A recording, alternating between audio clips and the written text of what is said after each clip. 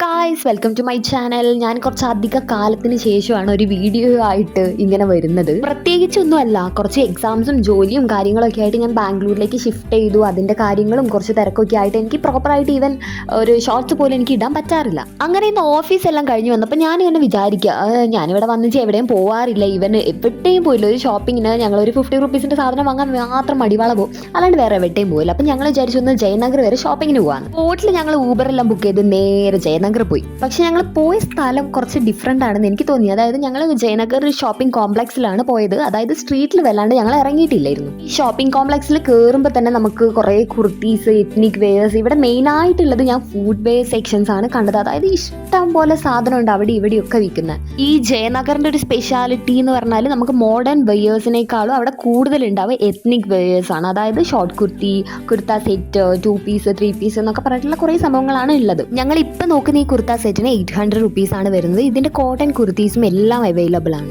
അപ്പം ഞാനിങ്ങനെ വിചാരിച്ചു ഇത്ര റേറ്റ് കൊടുത്തിട്ട് ഇത് വാങ്ങണമെന്ന്. പക്ഷേ ഇത് 1100 സംതിങ്ങിന് ഓൺലൈനൊക്കെ നമുക്ക് കിട്ടുന്നുണ്ട്. പിന്നെ അതുപോലെ തന്നെ അവിടെ കുറേ പാർട്ടി വെയേഴ്സ് ഉണ്ട്. പക്ഷെ എല്ലാത്തിനും അത്യാവശ്യം റേറ്റ് ഉണ്ട്. നമ്മൾ റേറ്റ് ഷറാറയ്ക്കൊക്കെ റേറ്റ് ചോദിച്ചപ്പോൾ അവിടെ അറൗണ്ട് ഒരു 1900 അങ്ങനെയൊക്കെ റേറ്റ് പറയുന്നുണ്ട്. അപ്പം നമ്മൾ വേണ്ടാന്ന് പറഞ്ഞ് വരുമ്പോൾ അവർ ഓക്കെ ഇത് ബാർഗെയിൻ ചെയ്യാം, കുറച്ച് തരാം എന്നൊക്കെ പറയും. ഇവിടെയുള്ള വേറൊരു കാര്യം എന്ന് വെച്ചാൽ ഫിക്സഡ് റേറ്റ് എന്ന് പറഞ്ഞിട്ട് അവർ 250, 200, 150 എന്നൊക്കെ പറഞ്ഞിട്ട് ഓൾറെഡി കൊടുത്തിട്ടുണ്ടായിരിക്കും. 150 മുതലാണ് അവിടെ എല്ലാ സാധനത്തിനും സ്റ്റാർട്ട് ചെയ്യുന്നത് പ്രൈസ്. സോ ഇങ്ങനെയുള്ള സ്ഥലത്ത് നിങ്ങൾ പോകുമ്പോൾ നന്നായിട്ട് സൂക്ഷിച്ചും കണ്ടും പോവുക. അല്ലാതെ അവിടെ നിന്ന് നമ്മൾ ബാർഗെയിൻ ചെയ്യാൻ നിന്നാൽ അവരെ കണ്ണും മുഖവും നമ്മൾ കാണേണ്ടി വരും. ഇയറിങ്സ്, നെക്ക് ചെയിൻസ്, ബ്രേസ്ലെറ്റ്സ് ഇതെല്ലാം ഇഷ്ടപ്പെടുന്നവർക്കും അവിടെ നല്ലതാണ്. പക്ഷെ അതിൻ്റെ ഹ്യൂജ് കളക്ഷൻസ് ഒന്നും പറയാനില്ല, പക്ഷെ കൊള്ളാം.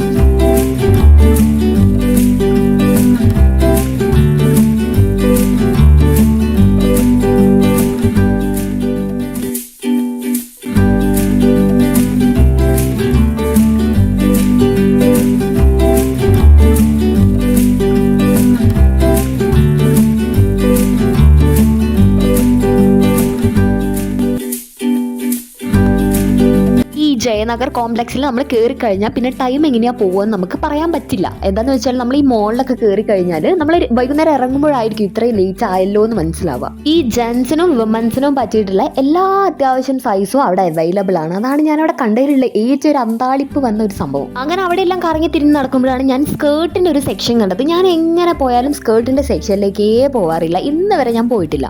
കാരണം എന്താണെന്ന് വെച്ചാൽ അത്യാവശ്യം റേറ്റ് ഉണ്ട്. പക്ഷേ ഇവിടെ ഫിക്സഡ് റേറ്റ് എന്ന് പറഞ്ഞിട്ട് ഒരു 250 ആണ് ഇവിടെ കൊടുത്തത്. ഈ എൻ്റെ കയ്യിലുള്ള ഈ സ്കേർട്ട് ഞാൻ അവിടുന്ന് എടുത്തിട്ടുണ്ടായിരുന്നു. ഇതൊരു ഫിഷ് കട്ട് സ്കേർട്ടായിരുന്നു. അടിയിലേക്ക് നല്ല ഫ്ലെയർ ഉണ്ട്. പക്ഷെ ഞാൻ വീട്ടിലെത്തി സ്റ്റൈൽ ചെയ്തിട്ട് നല്ല ഉണ്ട് കാണാൻ വേണ്ടിയിട്ട്. ഈ കോംപ്ലക്സിൽ തന്നെ നമുക്ക് നടക്കാൻ വേണ്ടിയിട്ട് ഒരു ഫുട്പാത്ത് പോലെ സ്പേസ് ഉണ്ട്. അത് കൂടെ നമ്മൾ നടക്കുമ്പോൾ അതിന്റെ റൈറ്റ് സൈഡ് ഫുൾ ഷോപ്പാണ് നമുക്ക് കാണാൻ പറ്റുക. അതിന്റെ ലെഫ്റ്റ് സൈഡിലായിട്ട് ഫുൾ ഡ്രസ്സ് ഹാങ് ചെയ്തിട്ടുണ്ട്. നല്ല നല്ല വെറൈറ്റി മോഡൽ ഡ്രസ്സസ് ഉണ്ട് അവിടെ കാണാൻ വേണ്ടിയിട്ട്. പക്ഷെ എല്ലാത്തിനും അത്യാവശ്യം റേറ്റ് ഉണ്ട്.